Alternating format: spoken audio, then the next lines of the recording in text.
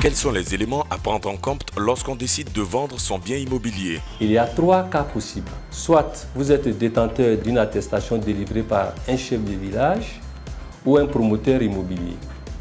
Deuxième cas, vous avez un document administratif délivré par le ministre en charge de l'urbanisme ou un préfet ou alors un maire qui vous attribue cette parcelle-là.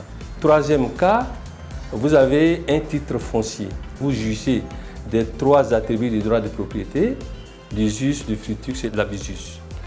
Cela veut dire que si nous prenons par exemple le premier cas, l'attestation, la pratique est que vous vous engagez dans une procédure dite d'abandon de droit.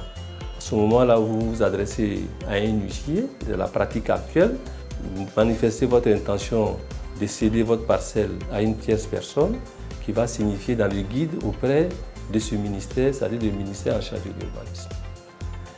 Deuxième cas, vous êtes détenteur d'un document administratif. Exemple, lettre d'attribution délivrée par le ministre ou bien le préfet, le maire. Alors, dans ce cas d'espèce, vous êtes obligé, suivant les procédures qui existent actuellement, d'aller devant un notaire. Cette transaction se fait par devant un notaire qui va faire effectuer la vente sous conditions suspensives. Mais en même temps, ce notaire va engager la procédure de création des titres de propriété au nom du nouvel acquéreur. Dans ce cas d'espèce, ce notaire va s'adresser à un géomètre expert qui aura pour responsabilité de confectionner un dossier technique d'immatriculation au nom du nouvel acquéreur. Le troisième cas, vous avez la pleine propriété, c'est-à-dire vous êtes propriétaire de façon pleine et entière. Vous êtes enregistré dans le livre foncier auprès du conservateur.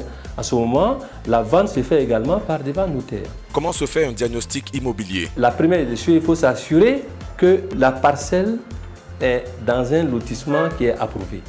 C'est-à-dire que c'est un lotissement qui est reconnu par le ministre en charge de l'urbanisme.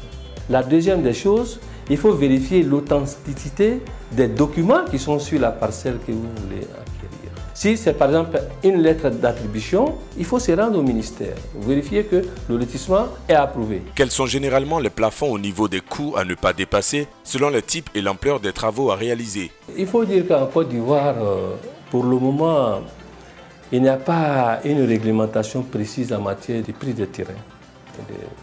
C'est un marché ouvert, le prix est régulé par le marché. Cependant, il y a une commission consultative qui a été mise en place par la direction du cadastre et l'ordre des géomètres experts, à l'honneur d'être membre de cette organisation, nous essayons sur certains critères de fixer le prix plancher. C'est des prix indicatifs, mais ce n'est pas imposé. Donc ça veut dire que si vous voulez acheter par exemple un terrain à la Riviera 3, vous avez la possibilité d'avoir en tout cas une idée sur le prix plancher, c'est-à-dire le prix le plus bas. Mais la fixation du prix définitif, c'est le marché.